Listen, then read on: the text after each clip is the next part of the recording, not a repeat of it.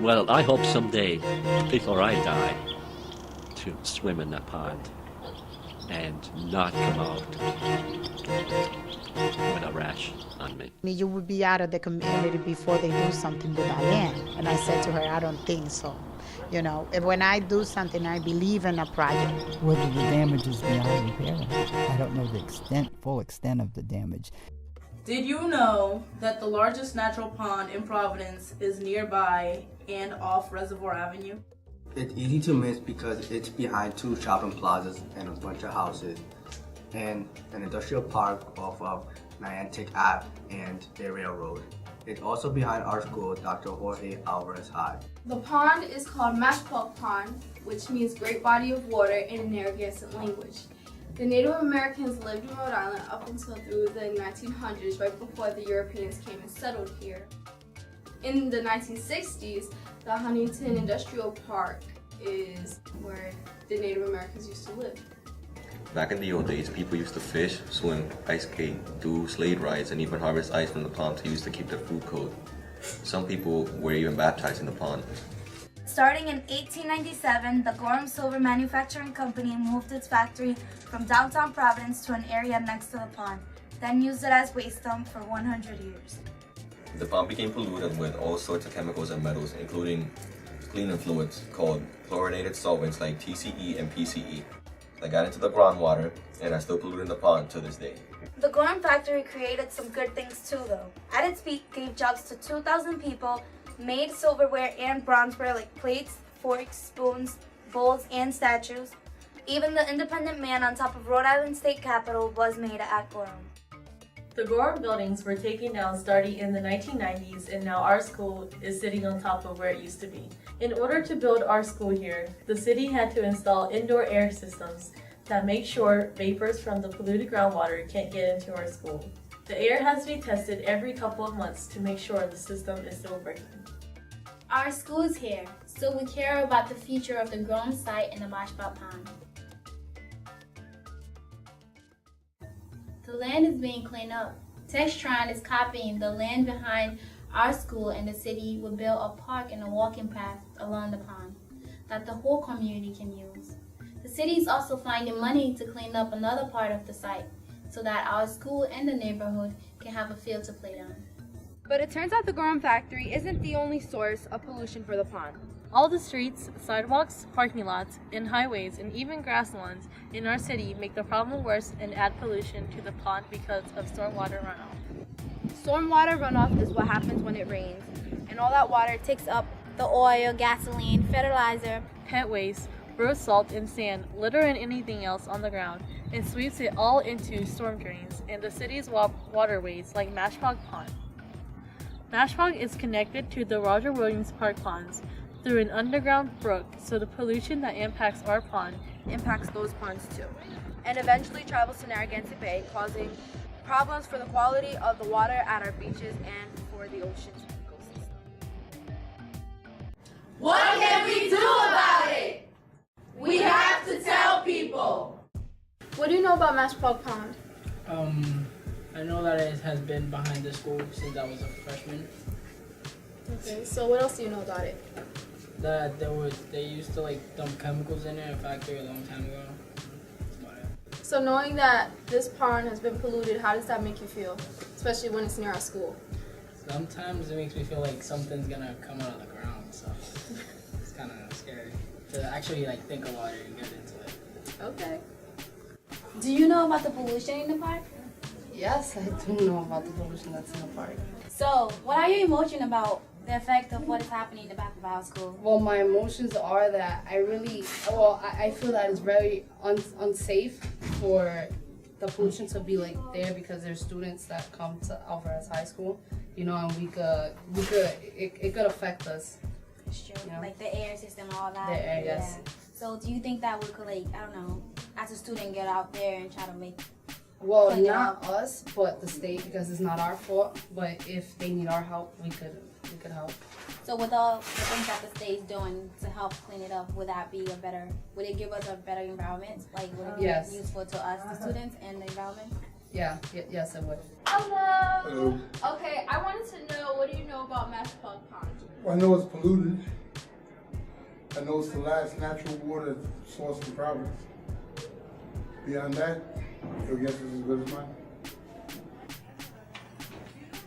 Hey, Mr. Hager, would you mind answering a question? Sure. Hi, Mr. How you doing Hager. today? Good, are you? Excellent. Alright, I was wondering if you know anything about the Mashapaug Pond. Is that the pond behind the school? Yes. Yes, I'm aware that it was contaminated. I believe that it was because of the garment factory many years ago. That's all I know. Good. We can't just tell people about the problem and expect them to care about it and fix it. We have to give them ideas for a real solution. Yeah, maybe we're gonna tell them about a time where a pond or river was polluted and then cleaned up by the community. Then they'll get inspired to get involved and help us. Hey guys, do you know the story of the Providence River? You ever been to Waterfire? The river downtown used to be completely covered up by the world's widest bridge. People didn't even know there's a river beneath their feet. But then people started caring about it, got it uncovered, and now it's a huge benefit for the entire city. We found out that there's a lot we can do to protect Mashapaug Pond and other water bodies in the state. Here's what you could do. You could clean up your neighborhood. Plant trees and plants that are native to Rhode Island. You could remove sediments from around your house, your businesses, and replace it with something that absorbs water. Or you could recycle. These are all things you could do to help out your environment.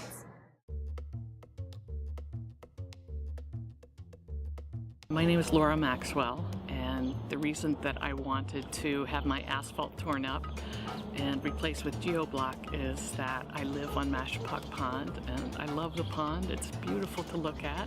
I would love to be able to have this pond clean enough for kids to swim in.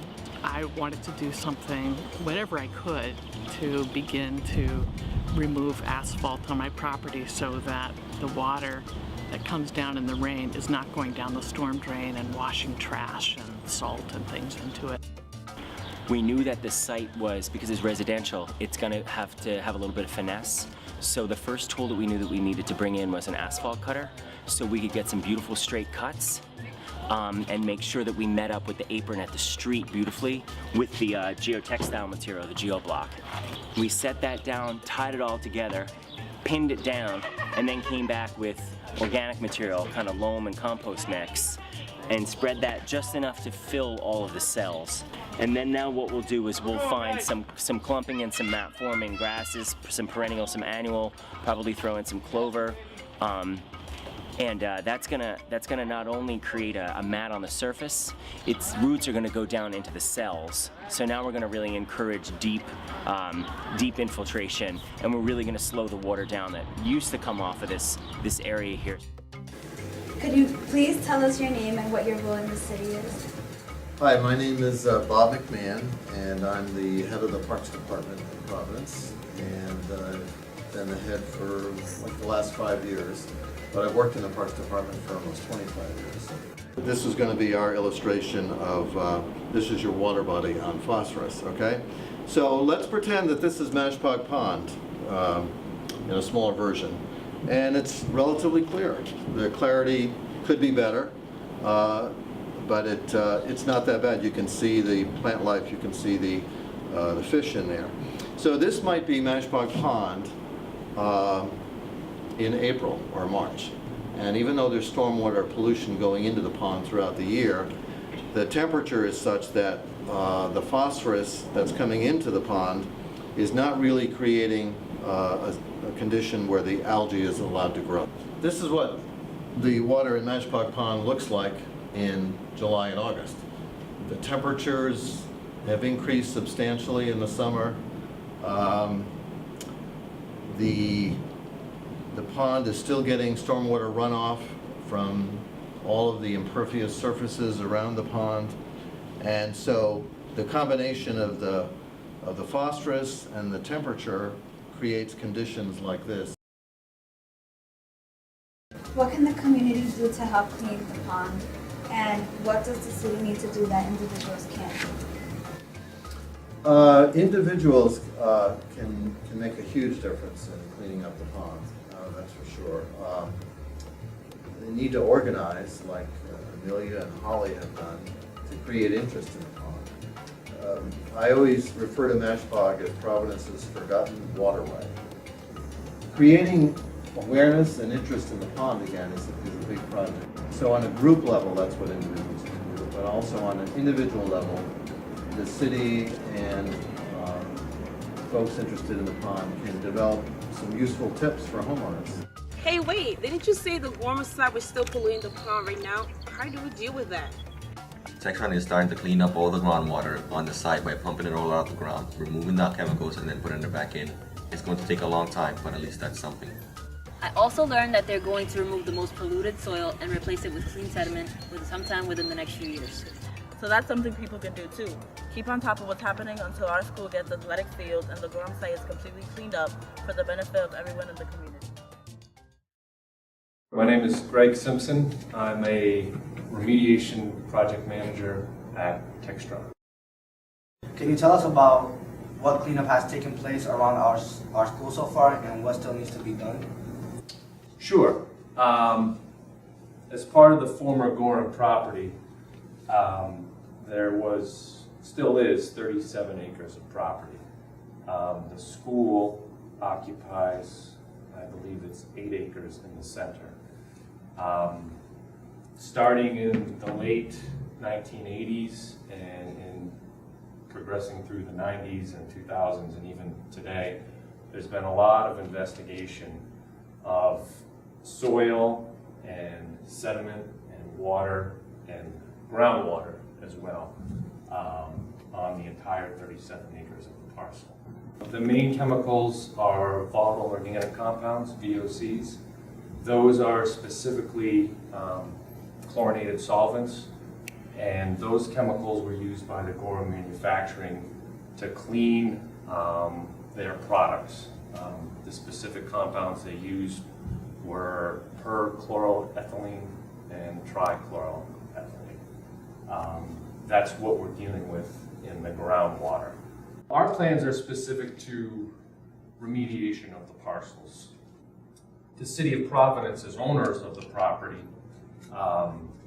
It's my understanding that there's plans in place to putting a walking path along the park parcel to make that a benefit to the public and to the neighborhood. Our plans are to do the cleanup that would allow those activities to take place. How can the community get involved in the cleanup or in the process? In terms of getting involved, it's important for the neighbors, the students at the school to inform themselves about the work that we are doing, to understand why we're doing it, and to be able to identify if they see people doing things that they shouldn't in terms of accessing properties that are fenced off, and just a general sense of involvement in the process, and attend the meetings that we would have. That's important, and let the Rhode Island DEM know that this is important to the neighbors and the students. We are the class of 2013 at Alvarez High School. We did this video to leave a legacy for future students so they know how important their voices are in helping our school, remembering the past, and making the future better. Oh my God! Let me tell you a little story about the Mudgorn factory. Was built in 1831, but was moved in 1890. Son, located on Adelaide Ave, where everyone was happy and glad. But then everything went wrong and changed once all the chemicals went down the drain, closed up, shut down, contaminated the ground. Now the fishes rose up and growing ruin our town. Woo!